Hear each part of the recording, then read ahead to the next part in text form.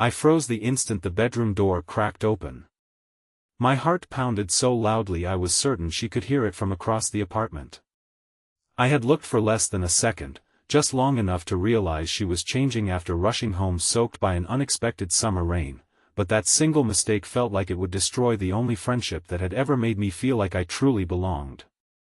Then, instead of slamming the door or screaming, she looked straight into my eyes with tears already forming and quietly said, "I need your help." In that moment, everything I believed about her, about myself, and about the life we shared changed forever. Before we begin, if you believe in kindness, forgiveness, and second chances, please like this video, leave a comment, share it with someone you care about, and subscribe for more heartfelt stories. Your support helps us bring more inspiring stories to life.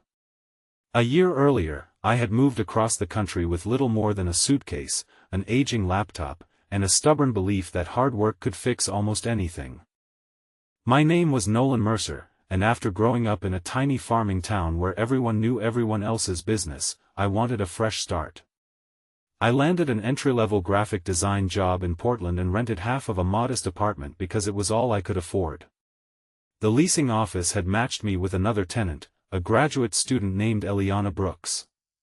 We met for the first time carrying grocery bags up the same staircase, awkwardly laughing as oranges rolled across the parking lot.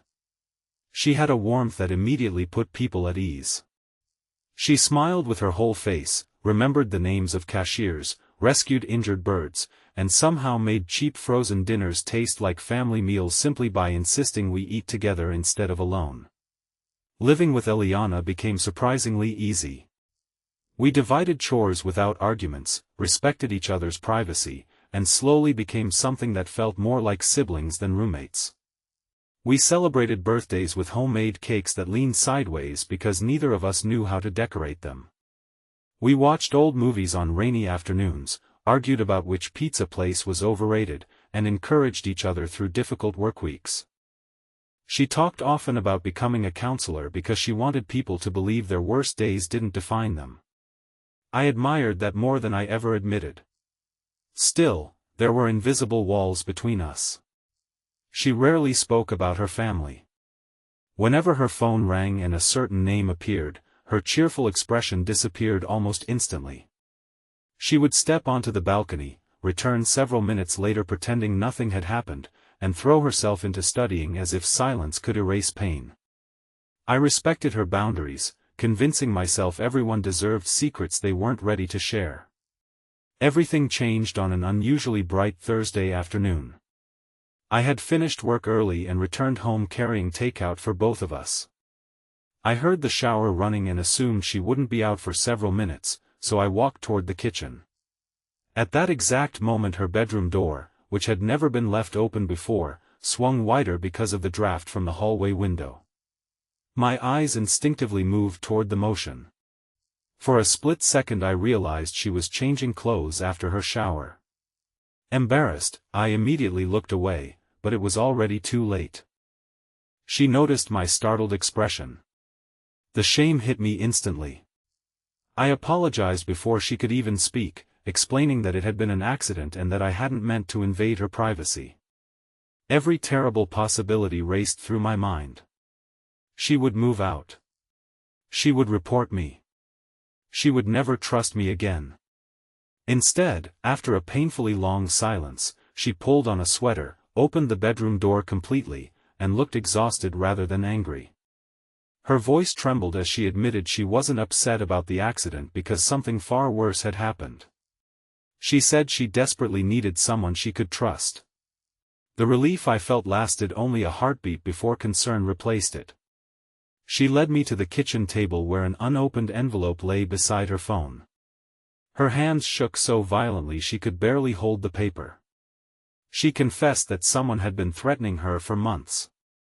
Anonymous messages arrived every week reminding her that no matter how far she moved, she couldn't escape her past. At first she ignored them, believing they were cruel pranks, but recently they included photographs taken outside our apartment, outside her university, even outside the grocery store we visited together. Whoever was watching knew her routine. My stomach tightened. She slid the latest photograph toward me. It showed me. I was walking home carrying 2 cups of coffee, completely unaware someone had been standing across the street taking pictures. A note attached to the photo contained only one sentence: "The people who protect you always become the next target." Fear settled over the apartment like a storm cloud. We reported everything to the police that afternoon. They promised to investigate, but without fingerprints or surveillance footage there was little they could do immediately. The officer gently suggested keeping friends informed, avoiding isolated places, and documenting every message. That evening, as sunlight streamed through the living room windows, Eliana finally revealed the secret she had carried alone for years. Her father had once been respected throughout their community. People admired his confidence and generosity. Behind closed doors he controlled every breath his family took. He isolated them, manipulated them, and convinced everyone outside the house they were perfect.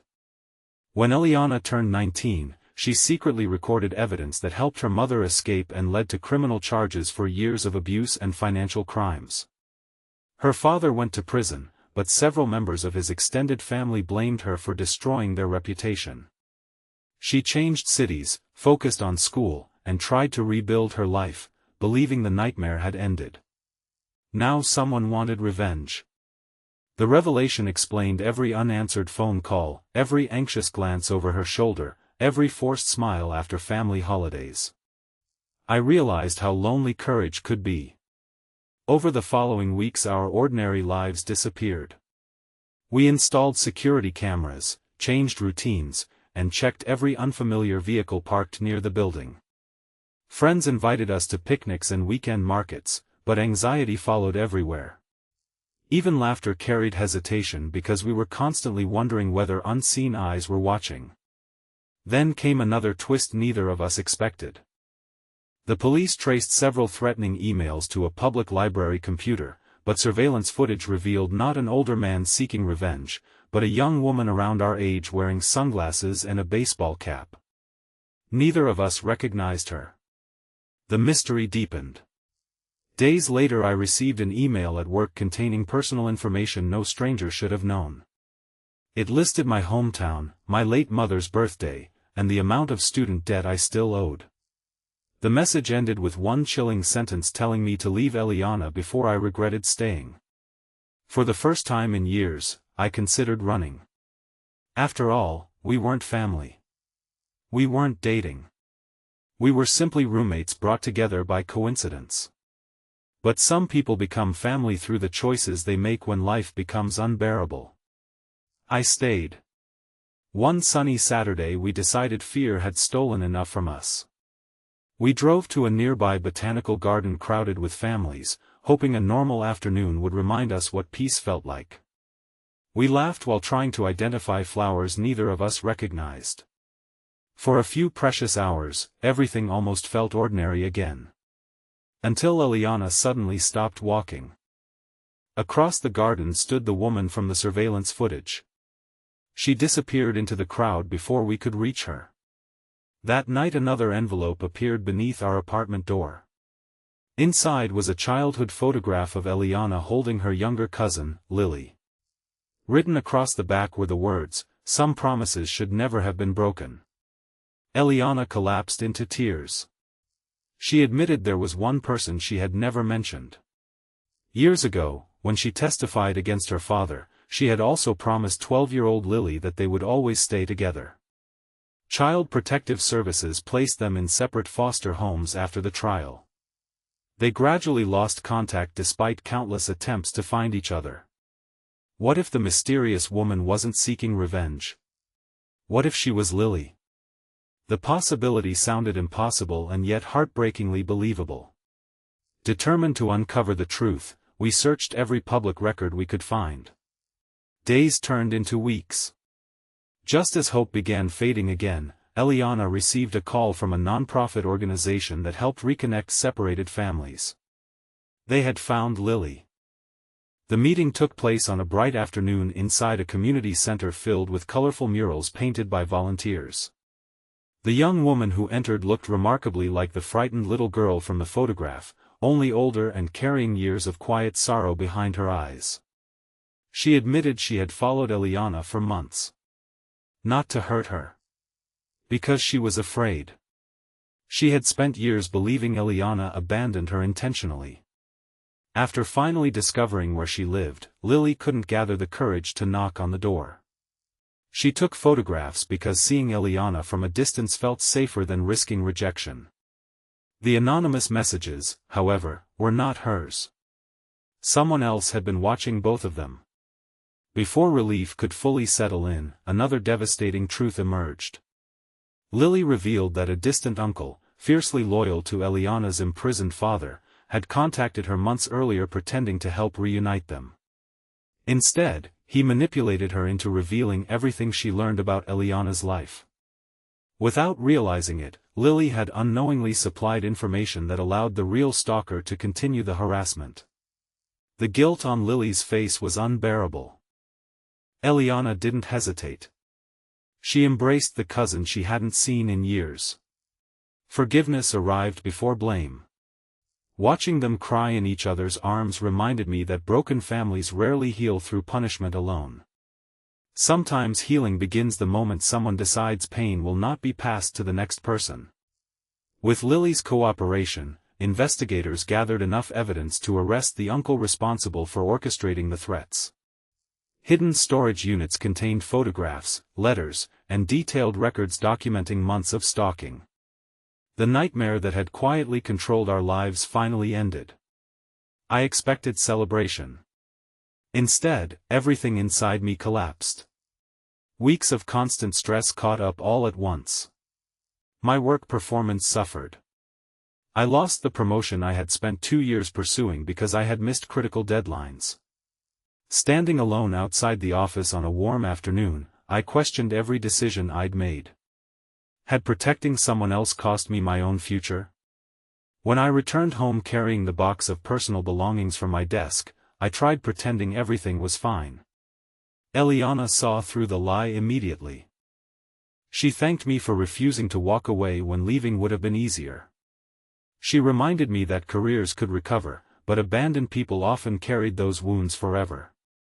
Then she handed me a small envelope. Inside was a handwritten recommendation letter. Without telling me, she had contacted several clients from volunteer design projects we had completed together. Each had written glowing references about my talent, integrity, and kindness. She believed someone who stood beside frightened people without expecting anything in return deserved every possible opportunity. I cried harder than I had since burying my mother.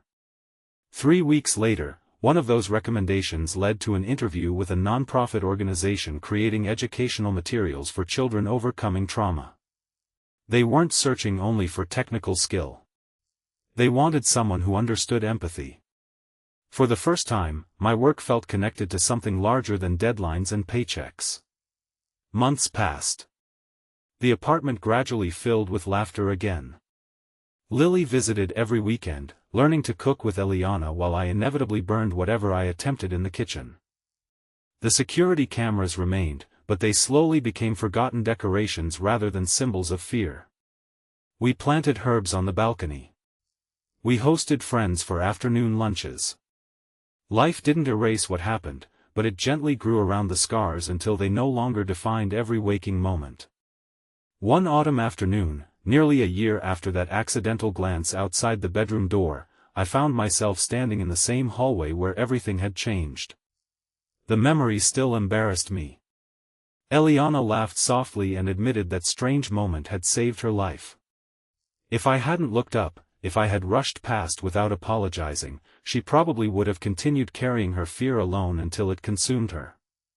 What began as the most humiliating misunderstanding either of us had ever experienced became the unexpected doorway to honesty, healing, and the family neither of us knew we needed. Sometimes life doesn't change because of perfect decisions.